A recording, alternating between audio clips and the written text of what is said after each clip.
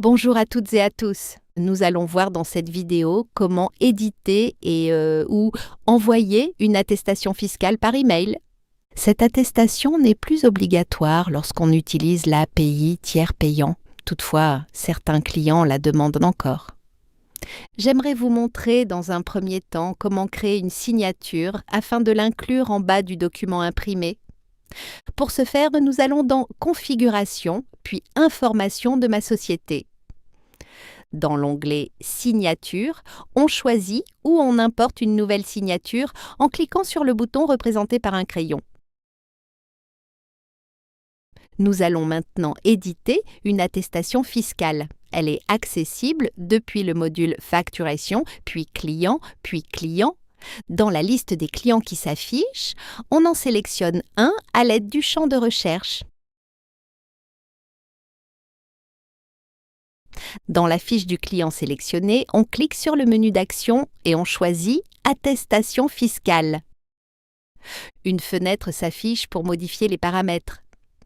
Par défaut, l'attestation fiscale n'inclut que les prestations éligibles à l'activité service à la personne, mais il est possible d'inclure les autres activités en activant ce bouton.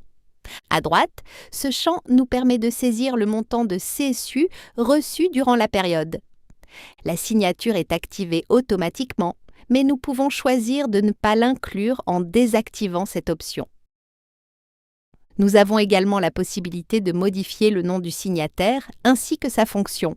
Dans cet exemple, je n'ai aucun enregistrement pour l'année 2025 dans cette base.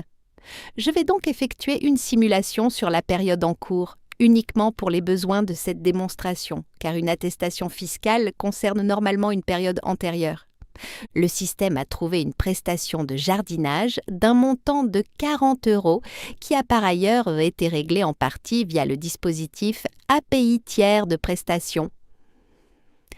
Si je décide d'inclure les prestations non SAP, vous constaterez que le montant change, car le système prend alors en compte l'ensemble des factures SAP et non SAP sur la période sélectionnée.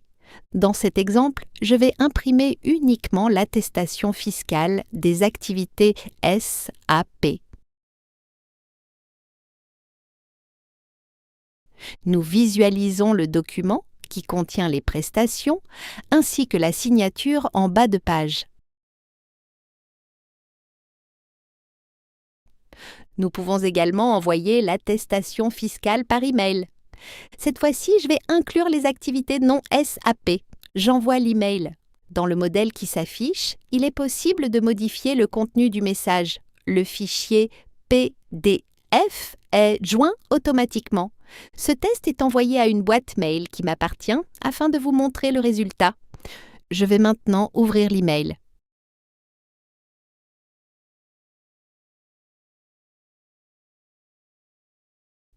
Nous ouvrons le document. Nous voyons ici le document qui contient l'ensemble des activités SAP et non SAP. C'est tout pour cette présentation. Merci de m'avoir suivi et à bientôt pour une prochaine vidéo.